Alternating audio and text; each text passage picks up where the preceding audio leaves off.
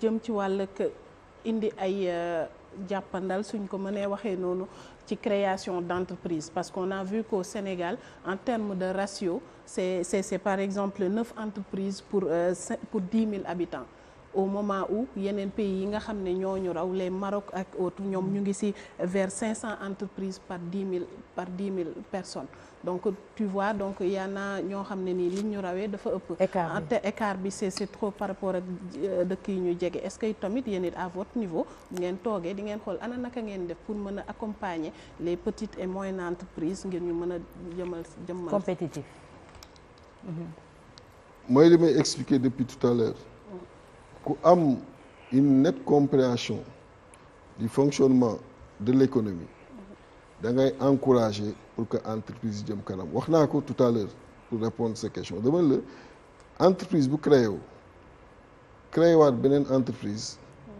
xamal ni d'abord état mi ngi ciy gagné parce que état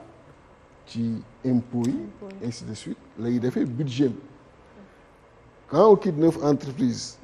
dem à 500 entreprises mais budget de l'État jóg na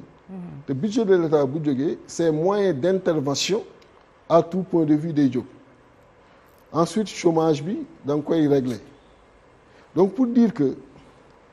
loolu day doon un objectif l'objectif de faire en sorte que tous les ans boo quittee 9 sur 10 000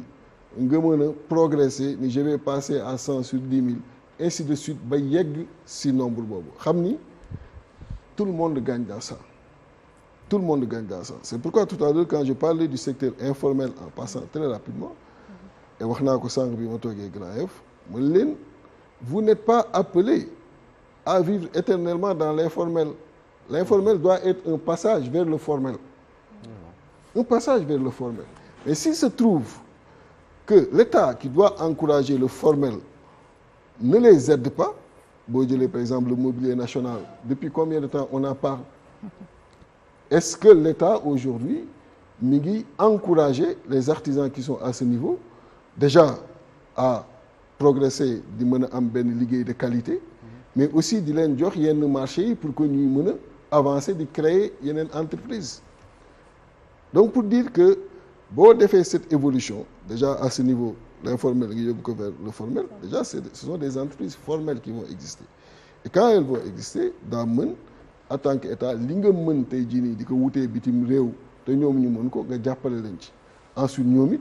dina tax ñu mën a am réflexe dem bitim réew di fa exposer la ñuy def tey jii nii prenant l'exemple du lait mais lait bi nii gën a publicité ci Sénégal mais meew bu jógee Maroc la et à l'origine c'était une petite coopérative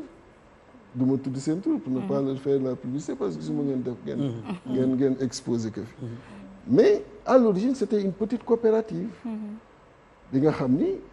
li ñu doon defar seen gox boobu rek lañ ko doon jaayee mais état fekk leen ci encourager leen accompagner leen ñu génn ci cercle bu ndaw bi ñu nekkoon agrandir ko ba tey partout en Afrique surtout en Afrique de l'Ouest mais ñoom ñoo dominé yenn marque française yi nga doon dégg sax déggatoo ñoom ngay gën a dégg donc c'est ça l'approche qu'il faut donc l'État accompagner mais les populations accepter aussi donc de quitter yenn secteurs yi pour mën a mais loolu day fekk aussi nga def benn ciblage gis nañu sa programme nga wax ñu ne Dakar 91% wu entreprise yi nga xam ne moom nga listé yëpp jàppe ko ci 2156 industries yoo xam ne dañ cee boole petites et moyennes entreprises yi 23% du PIB nga jàpp que ni moom la ñuy contribuer en tout cas ci PIB bi ñu am day fekk nga cibler aussi les autres zones xanaa par exemple kaw gi xool fu nekk la méngool ci industrie ñu def ko fa parce que bu ñu jëlee def Dakar une macrocéphalie loolu aussi est-ce que dina doxal dëgg-dëgg koom. non loolu c'est une correction à apporter et boo duggee ci programme bi daa gis après le constat il y a des solutions dans ce sens et même du point de vue des infrastructures d'abord parce que les statistiques benn nga ci joxe les entreprises industrielles et commerciales à ce niveau moom nga joxe comme statistique mais entrons en profondeur dans les statistiques tu vas voir que 70% des véhicules immatriculés sont au Sénégal sont à Dakar tu vas voir que le quart de la population mi ngi dans la région de Dakar qui ne représente que 0,3% de la superficie nationale. Tu vas voir que les 58% des infrastructures sanitaires sont à Dakar et les 41% du personnel médical. Tu vas voir les 72% des services administratifs sont à Dakar. Et autant pour ce qui est des services bancaires et autres. Donc Dakar étouffe. Et dans l'esprit de désengorger Dakar, je disais qu'on ne peut pas régler un problème dans le problème. Parce que Diamniadio, qui est la destination du président Macky Sall, fait partie du problème, fait partie des 0,3% de la superficie nationale. Donc, booy def yenn infrastructure, il fallait aller au-delà de Diamniadio. C'est pourquoi nous, on a dit, d'abord, ouvrons Dakar sur le reste du territoire national, avec les 3 axes que nous avons identifiés. Vous avez, à partir de Dakar, axe bi romb Mbour, dem Kaolack, dem au niveau de Kaffrine, dem au niveau de Koumpentoum, continuer sur Koussanar, dugg au niveau de Tambacounda, et à partir de Tambacounda, c'est un carrefour qui te mène vers Kédougou, tu reviens, qui te mène vers Vélingara, Kolda, qui continue jusqu'à Sédhiou, l'axe que j'ai fait, Bounkiling, Bignona, tu entres à Ziguinchor. À partir de Tamba, tu continues vers Goudiri, Bakel, tu vas vers Matam, Kanel, tu vas à Ranérou, Bodouguisouat, au niveau de Linguère et de Mbaké. Donc au niveau de Tambacounda, sur cet axe, quittant Dakar, au moins mettre une voie ferrée et mettre une autoroute à péage. Et on a dit, pour régler cette question d'inéquité, au niveau de Goudiri, qui se trouve à 677 km de Dakar, mettre un port sec. Parce que nous savons que le fret, bi nga xam ni moom lay Mali di jëlee ko Sénégal, Dakar la koy jëlee. Et je disais la dernière fois à Tamba que du point de vue de la compétitivité, nous sommes un peu en retard sur le port d'Abidjan comparé au port de Dakar sur Bamako. Parce que la distance entre Bamako et le port d'Abidjan est de 1115 km. La distance entre Bamako et le port de Dakar est de 1350 km. C'est-à-dire que tu fais moins de temps en quittant Abidjan pour venir à Bamako que pour quitter Dakar pour venir vers Bamako. Et quand tu amènes tout leur fret à travers le port sec au niveau de Tamba, principalement à Goudiri, tu gagnes 677 km. Et il ne te resterait plus que 693 km entre Fof Mouinek et Bamako. De ce fait, le retard d'Ingam à ce niveau, en termes de compétitivité sur le port d'Abidjan, tu le règles. Et tu crées des activités économiques dans cette zone. Ça va faire que c'est une zone qui va après mener régler une question emploi, am activité économique, et taux de pauvreté bi am fofu gën a wàcc. Donc pour dire que il faut que nous génn Dakar yenn entreprise ñu am ko foofu boo demee vers le sud avec tous les jus que nous avons ainsi de suite ku ignorer le sud li fa am ci ay produits fruitiers yu am solo yi nga xam ni waxuma la sax Sénégal mais mën na servir l'Afrique mais kenn ignoré wu ko boo fa amee des entreprises de transformation de distribution fi nga mën pénétrer dans la sous-région xamoo nu mu tey parlant aussi du Sénégal li muy mën a contribuer xamoo ni mu tey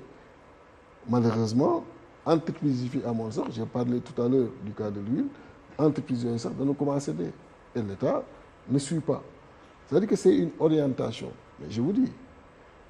industrialisation philosophie la nag c'est pas tout le monde qui a cette philosophie-là et c'est ça le malheur mais moi en ce qui me concerne président de la République c'est une priorité absolue priorité ci wetu le stress social et on en a parlé ci chapitre yooyu nga tim di ko lire le stress social qui veut que le Sénégalais aujourd'hui ni ñu jàttee boppam ci le quotidien et le primaire ñu génne ko fa li ñu jàttee boppam mooy nit warul et ñu doon un grand nombre xëy di am comme préoccupation bu ndekkee ba pare lan lay añee et loolu dañ ci bare yow li ngay régler yàlla may la sa xëy fin du mois bi xam nga sa dépense su mois ñaata la après loolu féete boor mais vous n'êtes pas nombreux d'accord ceux qui tous les jours ci la ñuy xëy la ñuy sóoraale la ñuy añee la ñuy reere mais ils sont nombreux Et je dis que c'est ça le stress social qui fait que nit ki s'il est suffisamment éveillé yeewu par préoccupation am yooyu boo naan que maa ngi lay géntuloo day jafe avant de l'amener vers les rêves permet-lui de dormir et ni muy dormir mooy li koy njatt nga génne ko ci c'est pourquoi on a dit l'agriculture dañ ko war a yëkkati boo ko yëkkatee boo mooy les denrées de première nécessité nga mën ko bayee fii ci Sénégal xam nga lenn gënul doy waar ngeen yaay président de la République du Sénégal ñi dama bëgg wàññi ceeb ba pare wàññi boobu xamoo cultivateur ba koy def nekk fële ca Pakistan nekk fële ca fan lan mooy coût de revient am lan la ci def nga bëgg toog sa palais ni damay wàññi coût ceeb boobu. subvention xanaa. voilà subvention rek nga si mën a def.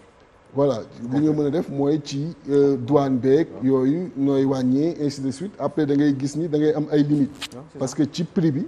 boo xoolee structuration prix bi du loolu moo ci ëpp doole. da ngay am ay limites mais bu fekkee ni yow ci sa biir réew nga ko defaree ñi koy defar fekk na am nga accompagnement boo ci def foofu ngay disposer de plus de levier pour mën a agir. C'est ça qui fait que à chaque fois que le président sortant toog paleem def conseil présidentiel sur la vie chère nit ñi di xaar ay mesures yu fortes mu génn joxe ay wàññeeku yu néew a néew nga xam nit ñi dañuy décourager c'est pas parce qu'il ne veut pas c'est qu'il ne peut pas parce que mënoo à partir de votre palais ngay agir ci prix wu ki nga xam ne li muy bay ma nga fële te xamoo nan la ko bayee. D'accord. Donc un exemple sur l'agriculture mais on reviendra sur d'accord on y reviendra Mame Birame ce qu'on a entendu c'est des vœux yoo xamante ne mën nañ jàpp ne lu rafet la pour développer Sénégal tey la compétence est là les ressources sont disponibles dans le pays mais Sénégal le plus souvent théorie